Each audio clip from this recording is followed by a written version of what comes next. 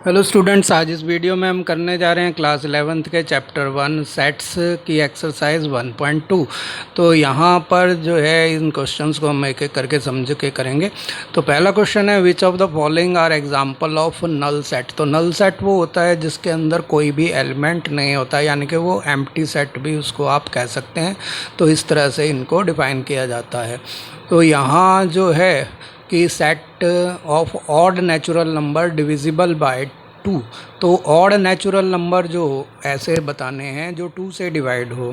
तो कोई भी ऑड नंबर जो होता है उसको हम 2n+1 या 2n-1 के फॉर्म में लिख सकते हैं। तो यहाँ अगर हम इसे 2 से डिवाइड करते हैं तो रिमाइंडर 1 बचता है, यानी कि ये पूरे डिविजिबल नहीं होते हैं। इसका मतलब इस सेट के अंदर कोई भी एलिमेंट नहीं होगा, क्योंकि ऑड नेचुरल नंबर 2 से डिविजिबल नहीं होते। तो ये एम्प्टी सेट है। तो इस तरह से ये फर्स्ट का आंसर आएगा, एम्प्टी सेट।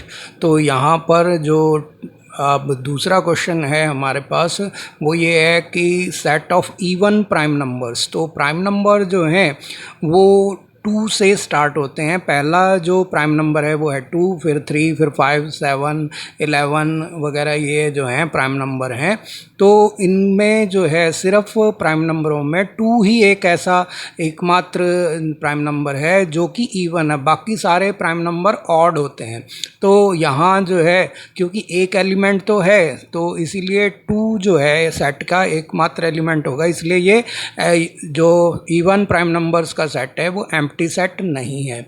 अब थर्ड है कि x is such that x is a natural number which is less than x is less than 5 and x is greater than 7। यानी कि x जो है नेचुरल नंबर है जो 5 से छोटा है। तो 5 से छोटे नेचुरल नंबर है 1, 2, 3, 4 और 7 से बड़ा भी है। तो 7 से बड़ा x होगा तो 8, 9, 10, 11 यानी कि 8, 9, 10, 11, 12 एटसेट्रा होगा।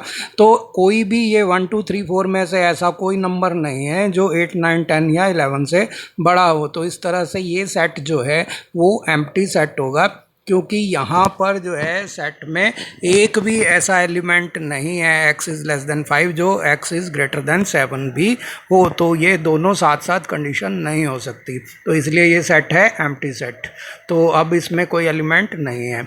अब हम फोर्थ क्वेश्चन को देखते हैं। तो फोर्थ जो इसका टाइप है वो है y such that y is a point common to any 2 parallel lines. तो दो जो पैरेलल लाइन होंगी उनमें कॉमन पॉइंट जो है वो कोई भी नहीं होता है, क्योंकि पैरेलल लाइन जो होती हैं वो हमेशा बराबर डिस्टेंस पे रहती हैं, कभी भी इंटरसेक्ट नहीं करती। जहाँ पर लाइनें इंटरसेक्ट करेंगी वही कॉमन पॉइंट होगा।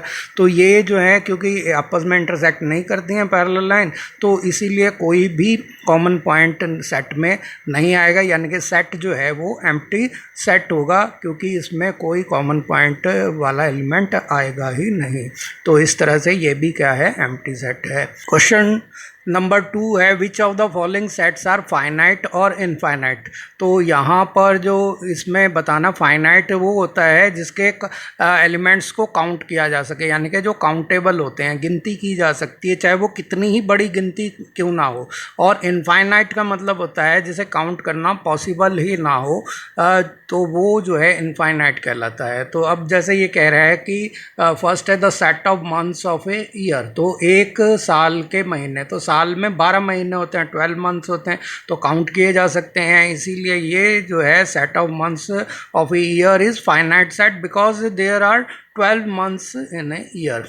अब जो है इसके सेकंड पार्ट को हम देखते हैं। सेकंड में हमारे को दे रखा है कि 1, 2, 3 और डॉट डॉट लगा दिया, यानी कि ये इनफाइनाइट तक जा रहा है। तो इनफाइनाइट तक जा रहा है तो इसका मतलब इसको काउंट करना पॉसिबल नहीं है। तो ये जो सेट है 1, 2, 3 लिख के आगे डॉट डॉट लगा दिया, तो इसका मतलब ये इनफाइनाइट सेट है, क्योंकि इसमें नंबर ऑफ एलिमेंट्स इनफाइनाइट हैं।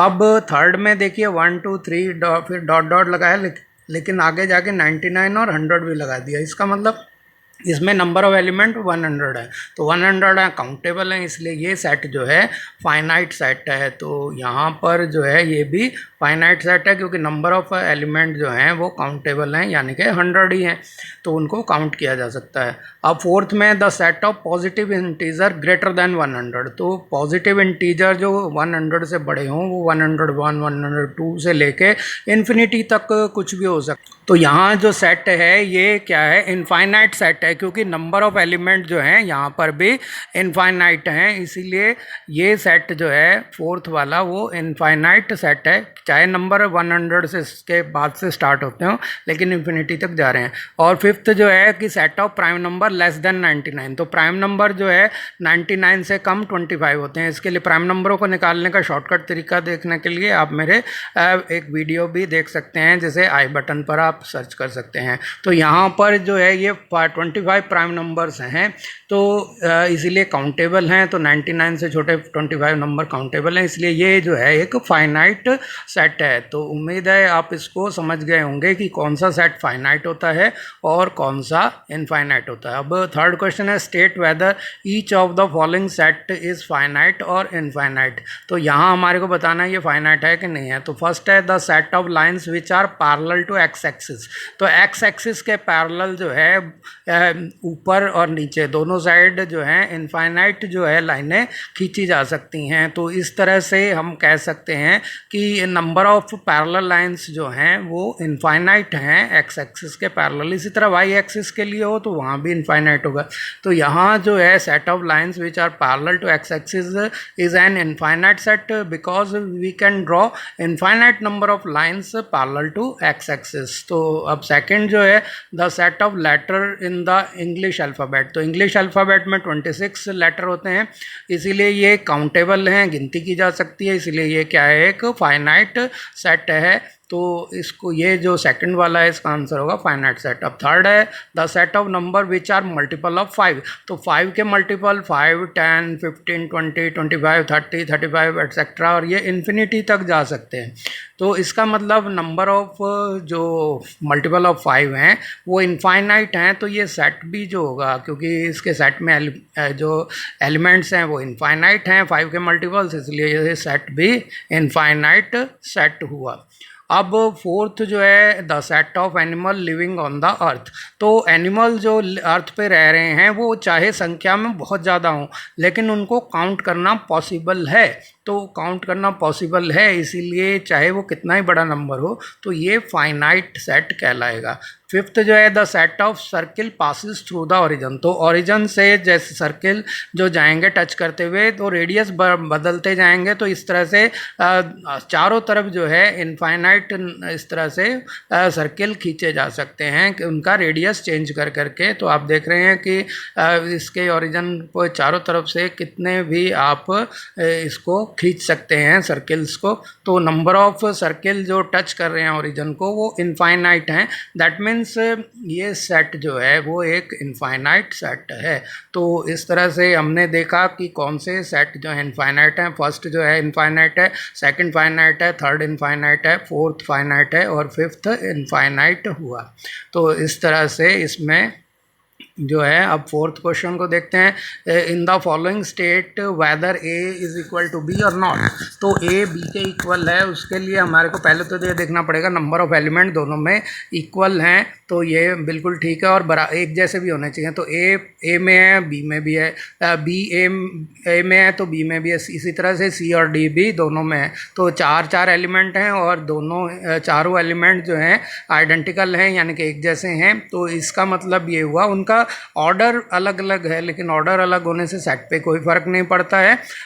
तो इसीलिए ये जो दोनों सेट हैं ए और बी वो इक्वल हैं और इसे हम ए comma B comma C comma D की तरह इस तरह से इसको रोस्टर फॉर्म में लिख सकते हैं। अब आप देखिए कि यहाँ पे ए में 4 है, बी में भी 4 है, इसमें ए में 8 है, बी में भी 8 है, लेकिन 12 जो है वो ए में तो है लेकिन बी में नहीं है। इसी तरह से 16 तो दोनों में है लेकिन 18 जो है बी में है लेकिन वो ए में नहीं है। तो अगर एक भी एलिमेंट डिफरेंट होगा तो यहाँ नंबर ऑफ एलिमेंट तो इक्वल हैं लेकिन जो है दोनों में कुछ एलिमेंट्स में फ़र्क है। तो इसीलिए ये जो है हम कह सकते हैं कि 12 ए का एलिमेंट है लेकिन बी का नहीं है।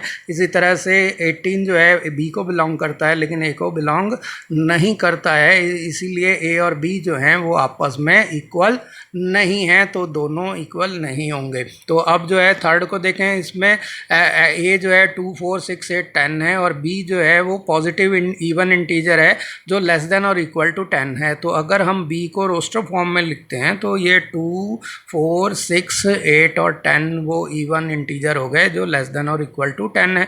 तो इस तरह से हम देखते हैं कि ए में भी 5 एलिमेंट और बी में भी 5 एलिमेंट हैं और सारे एलिमेंट एक जैसे हैं। तो इसीलिए जो है ए और बी दोनों जो हैं वो क्या हैं, इक्वल हैं। अगर बी को रोस्टर फॉर्म में लिख दें तो दोनों एक जैसे आ जाते हैं, इसका मतलब दोनों इक्वल सेट हैं।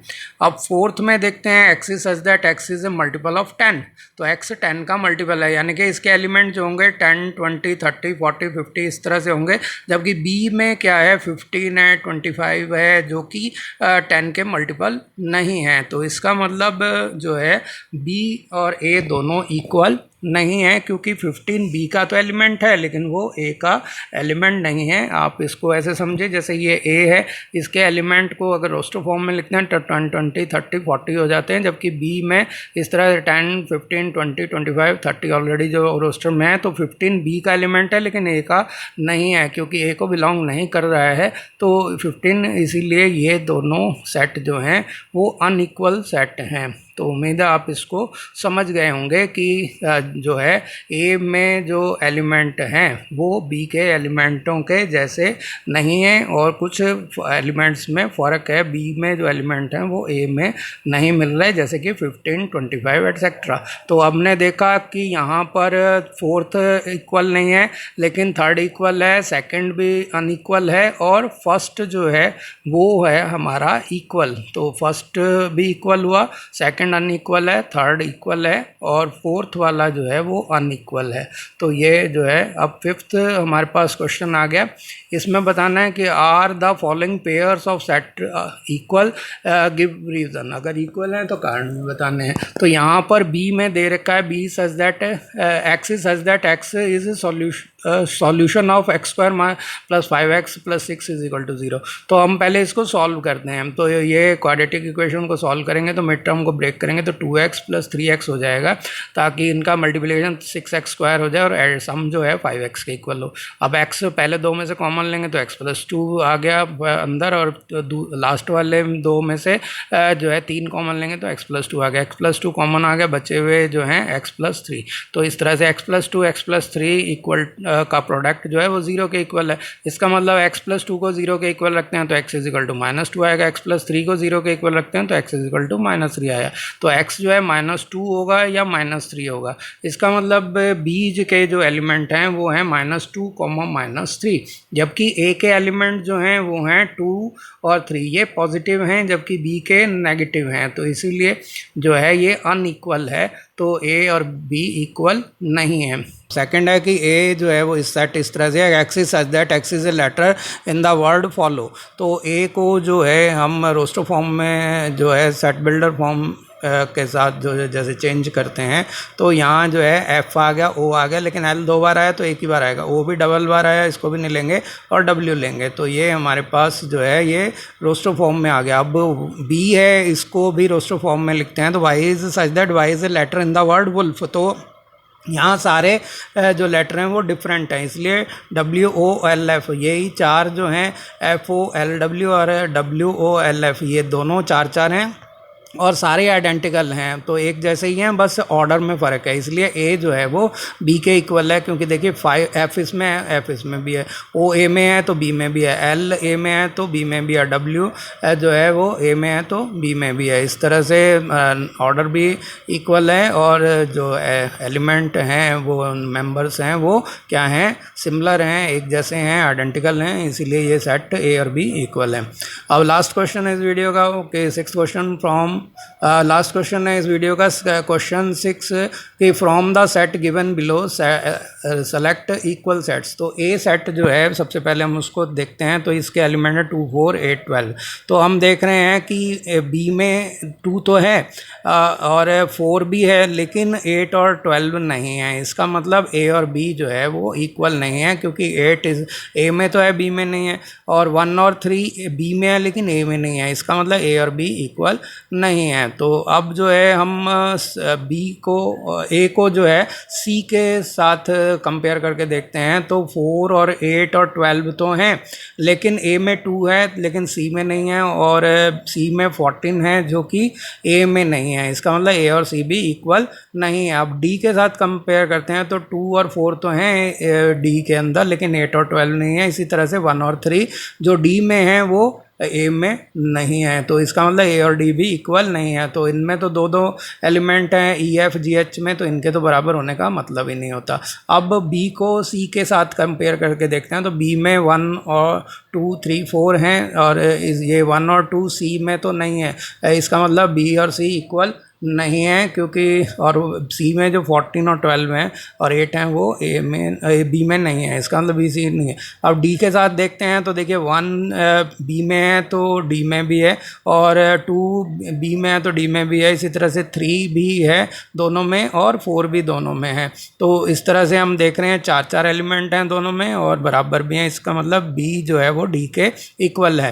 अब जो है सी को और डी को देख लेते हैं, तो सी में 4 है तो बी डी में भी है, लेकिन सी में 8 है जो कि डी में नहीं है। इसी तरह 12 और 14 भी डी में नहीं है, और डी में जो 1 है 3 है और वो जो है और 2 है वो सी में नहीं है। इसका मतलब सी और डी आपस में बराबर नहीं है। अब ई के देखते हैं, तो ई में 2 एलिमेंट वाला है और एफ जी एच भी 2 एलिमेंट वाले हैं। तो यहाँ पर जी के साथ देखते हैं, तो दोनों में एक जैसे एलिमेंट हैं, लेकिन एफ में ए है और 0 है जो कि ई में नहीं है। तो एफ के तो बराबर नहीं होगा ई, लेकिन जी के बराबर है, क्योंकि जी में 2 है, दोनों एक जैसे एलिमेंट हैं, 2 हैं और ऑर्डर में ही फ़र्क है बस। एच के साथ जो है कोई सा भी नहीं मिल रहा, एफ के साथ भी कोई नहीं मिल रहा। इसका मतलब 2 ही पेयर बने, बी डी के इक्वल है और ई जो है वो जी के इक्वल है। तो इस तरह से हम कह सकते हैं कि इन सेट में से B and D have same element, also set E and G have the same element, तो देयरफॉर बोथ आर इक्वल। तो आपको वीडियो कैसा लगा, पसंद आए तो लाइक करें, और मेरे चैनल पे नए हैं तो उसे सब्सक्राइब कर दें ताकि आपको नोटिफिकेशन मिलते रहें। धन्यवाद।